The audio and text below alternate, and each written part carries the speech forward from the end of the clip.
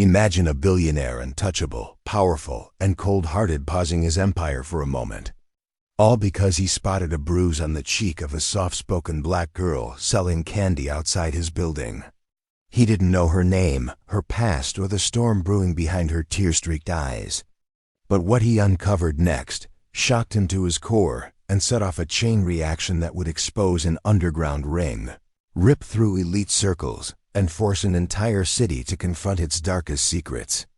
Don't scroll away, this isn't just a story, it's a reckoning. Hit subscribe to uncover the truth they never wanted you to hear.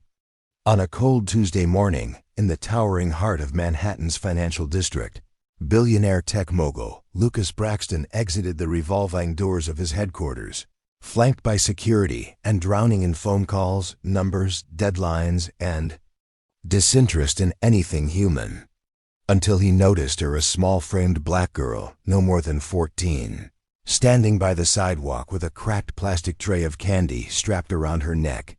Barely speaking, her eyes lowered, her hands trembling slightly as she offered mints and gum to disinterested pedestrians. Her left cheek bore a purplish bruise, slightly hidden under a cheap cotton hoodie's shadow. And it was that mark, not the candy, not her plea, that froze Lucas in his tracks. "Are you okay?"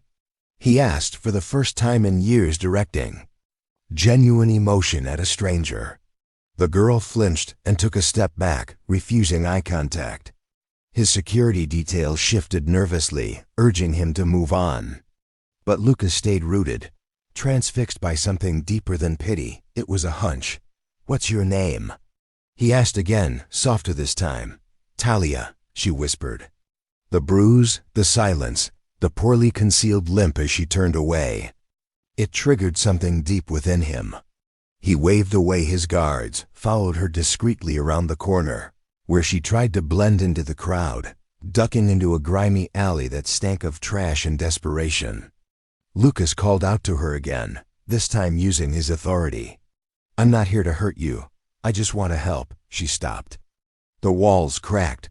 "You can't help." "Nobody can," she muttered before taking off down the alley. Lucas didn't chase. Instead, he made one phone call directly to a police commissioner who owed him favors. "I need someone to look into a girl named Talia. She's hurt. Something's not right."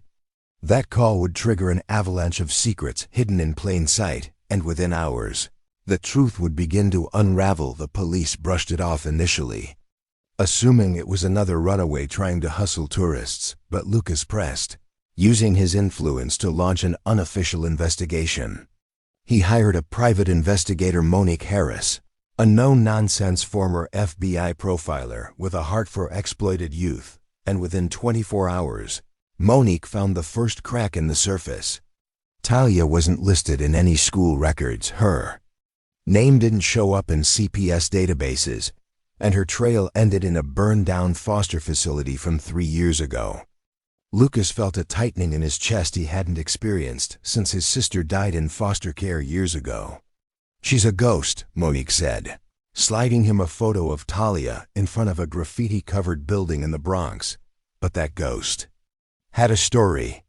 A neighbor identified her as living with a man named Ray, mid-40s, a local candy distributor who housed several children in a one-bedroom apartment under the guise of family. Digging deeper, Monique uncovered footage from security cams near the alley. Talia and other kids entering the apartment at odd hours, all wearing the same trays around their necks. They weren't sellers, they were slaves. Lucas's blood boiled. He had made enemies in business before, but nothing compared to the rage now bubbling inside him. He ordered a full-scale background check on Ray and learned he had ties to a supposed youth charity, with shell bank accounts moving thousands in untraceable transactions every week. The girl was just the tip of the iceberg.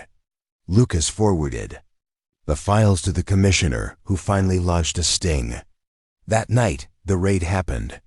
NYPD stormed the Bronx apartment to find Talia and 5 other children huddled in filth. Ray tried to flee, but was caught after a brief foot chase. The kids were rescued, their trays scattered on the floor like shackles broken at last. Lucas Arrived at the station to find Talia curled in a blanket, wide-eyed, traumatized, but safe. She looked up at him and whispered, "You believed me. No one ever does." But the storm was only beginning. As media picked up the story, headlines exploded. Billionaire rescues Candy Girl. Child exploitation ring busted in Bronx. Lucas found himself at the center of a firestorm, praised for his actions but angry at the very system that let it happen. Digging into Ray's charity, Lucas and Monique unearthed deeper corruption, a network of fake nonprofits laundering child labor through schools, churches, and even government grants. Politicians were implicated. Corporate sponsors quietly pulled funding. Death threats rolled in. But Lucas, once an emotionally distant CEO, became a relentless advocate for justice. He appeared in court to testify, used his fortune to fund new shelters, and started the Braxton Foundation to fight child exploitation nationwide. Meanwhile, Talia, now under care and therapy, revealed horrific stories of beatings, starvation, and being forced to sell candy in the freezing cold or face punishments like burning or worse. Monique grew protective of her, treating her like the daughter she never had. Lucas visited often, even helped her begin homeschooling with top tutors. But in the shadows, Ray's trial faced obstacles. His lawyer, a ruthless former mob attorney, painted the operation as an informal guardianship, blaming the system for homelessness and portraying Ray as a savior. Jurors wavered. Lucas, furious, dropped a bombshell. He released video footage from his pie showing Ray beating one of the children in a stairwell. The video went viral, tipping public opinion. Protests formed. Justice demanded to be heard. Finally, Ray was sentenced to 45 years in prison. Talia cried during sentencing, not for Ray, but because it was the first time she felt free. "Can I be normal now?" she asked Lucas. "You can be anything now," he replied, his voice cracking. But twists remained. Monique discovered one of the shell charities was run by someone inside Lucas's own board of directors, a man named Hayden West. Lucas had to choose cover for a man who helped build his empire or tear it all down. He chose fire. Lucas went public, exposing Hayden and resigning temporarily from his company to clean house. Shareholders panicked, stocks dipped. But the public stood behind him, especially after he announced a $50 million initiative to build trauma recovery centers for victims of trafficking. Talia became the face of the movement, her once muted voice now a spark lighting up stages as she spoke at awareness campaigns and TED Talks with strength beyond her years. "One bruise saved my life," she often said. Monique published a book about the investigation, while Lucas's redemption story made international headlines. The U.S. Senate invited him to speak on corporate accountability and child safety reform.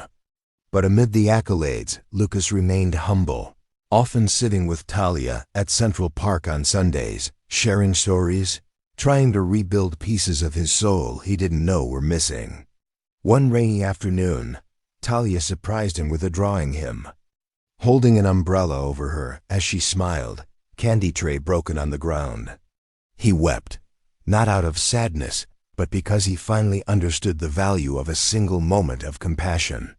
One glance, one question, one choice. The empire he built was no longer about code or profit, it was about purpose. And in the quiet of that park bench, as wind rustled leaves around their feet, he realized that the girl with the bruise had saved him too. Her pain had shattered his silence, her courage had reshaped his mission. And though the world would move onto other headlines, Lucas would never forget the day he saw a girl on a corner and everything changed.